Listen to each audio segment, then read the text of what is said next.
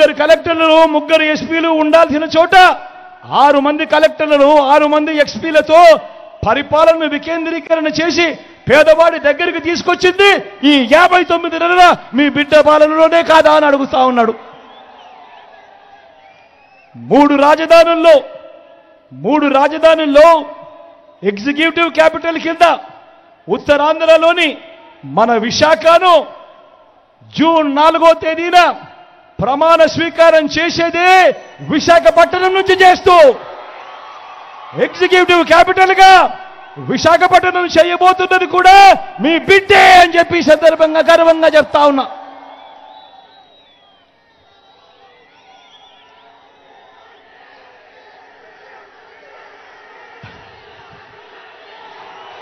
ఇదే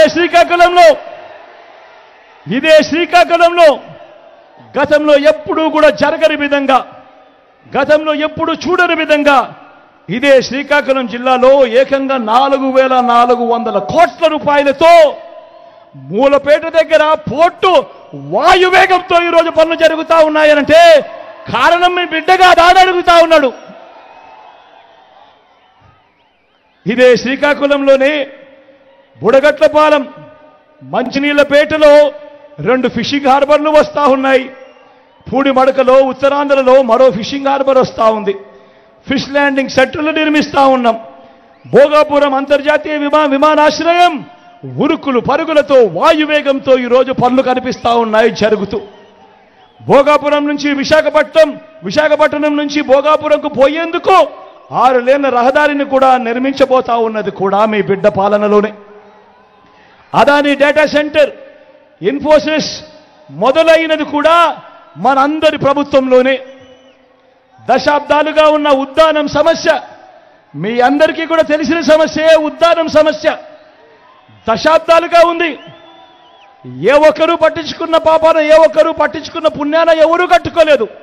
ఉద్దానం సమస్యను పరిష్కరించింది ఏకంగా 780 కోట్ల రూపాయలు ఖర్చు చేసి హిరమండలం నుంచి సర్ఫేస్ వాటర్ తీసుకొని వచ్చి ఉద్దానం ప్రాంతంలోని ఈ ప్రాంతానికంతా కూడా నీళ్లు తేవాలి, ఇవ్వాలి, చెయ్యాలి అని దానికి ఫౌండేషన్ వేసింది, పూర్తి చేసింది మీ బిడ్డగా దాని అడుగుతా ఉన్నాడు మీ బిడ్డ.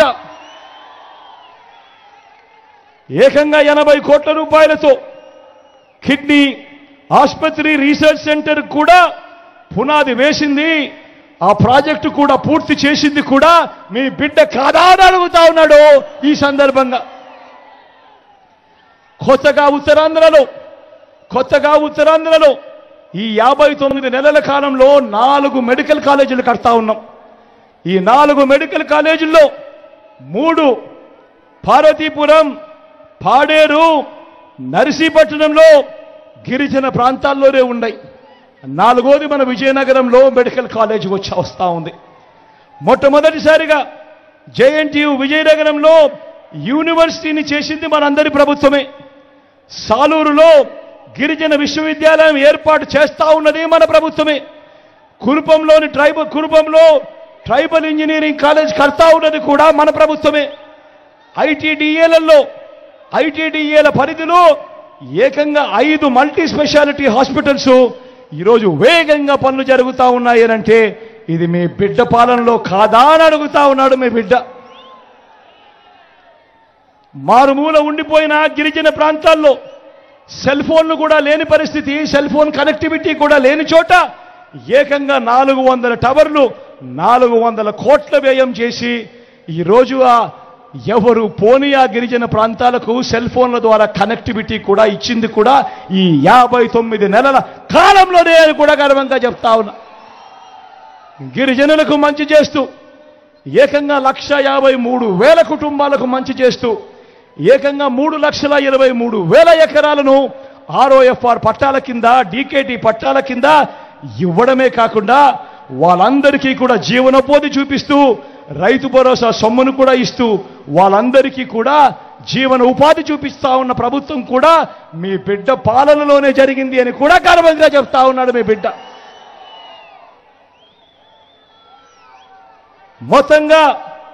మొత్తంగా విద్యారంగంలో, వైద్యంలో తీసుకువచ్చిన విప్లవాత్మక మార్పులు ప్రతి కుటుంబాన్ని కూడా శాశ్వతంగా శాశ్వతంగా ఉపయోగపడే 10 కాలాల పాటు ఉపయోగపడే అభివృద్ధికి బాటలు వేస్తుంది రాబోయే రోజుల్లో అని చెప్తా ఉన్నా. ప్రతి ఒక్కరిని కూడా ఆలోచన చేయమని అడుగుతా ఉన్నా. ఈ రోజు నుంచి ఒక 15 సంవత్సరాల తర్వాత ఎలా ఉంటుంది అని చెప్పి ఒక్కసారి ఆలోచన చేయమని అడుగుతా ఉన్నా. ఈ రోజు నుంచి 15 సంవత్సరాల తర్వాత పరిస్థితి ఎలా ఉంటుంది అంటే, ఈరోజు 1వ తరగతి చదువుతా ఉన్న మన పిల్లాడు ఐబీ సిలబస్ ఇంగ్లీష్ మీడియంతో 6వ తరగతి నుంచి డిజిటల్ క్లాసులతో 8వ తరగతి నుంచి ట్యాబులతో ఆ పిల్లాడు బయటకు వస్తాడు. 2035లో ఆ పిల్లాడు ఐబీ పరీక్షలు రాస్తూ ఐబీ సర్టిఫికెట్తో బయటకు వస్తాడు. వచ్చిన ఆ పిల్లాడు మరో 4 ఏళ్లలో డిగ్రీ పూర్తి చేస్తాడు.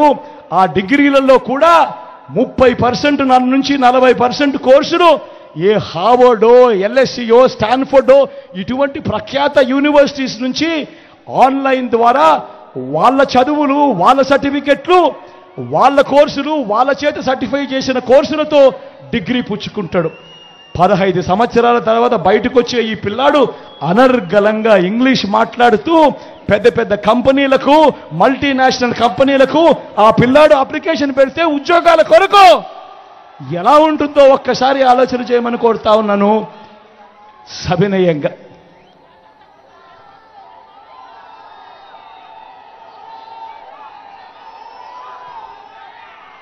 మరో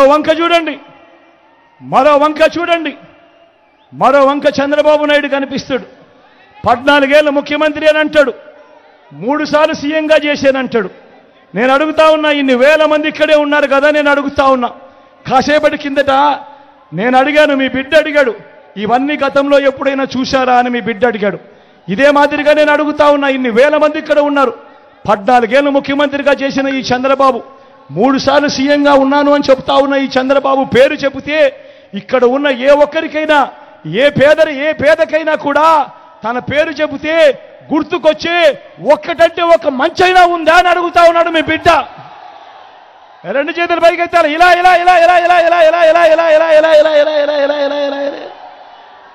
14 ఏళ్ళు ముఖ్యమంత్రిగా చేసిన ఆ వ్యక్తి, 3 సార్లు సీఎంగా చేశానని చెప్పుకుంటా ఉన్న ఆ వ్యక్తి, ఆ చంద్రబాబు పేరు చెబితే ఏ పేదకైనా కూడా ఆ వ్యక్తి పేరు చెబితే గుర్తుకొచ్చే ఒక్కటంటే ఒక స్కీమ్ అయినా ఉందా అని అడుగుతా ఉన్నాడు మీ బిడ్డ. ఇలా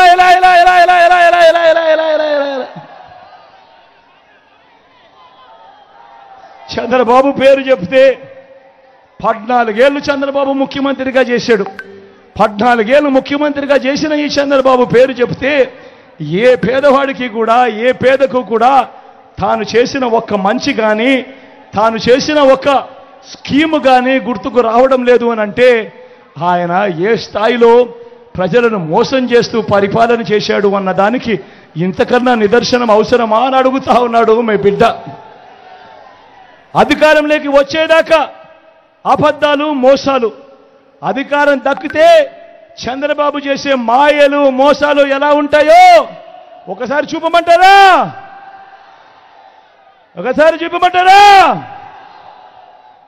ఇది 2014. గుర్తుందా ఈ పాంప్లెట్? అన్న గుర్తుందా? తమ్ముడు గుర్తుందా? అక్క 2014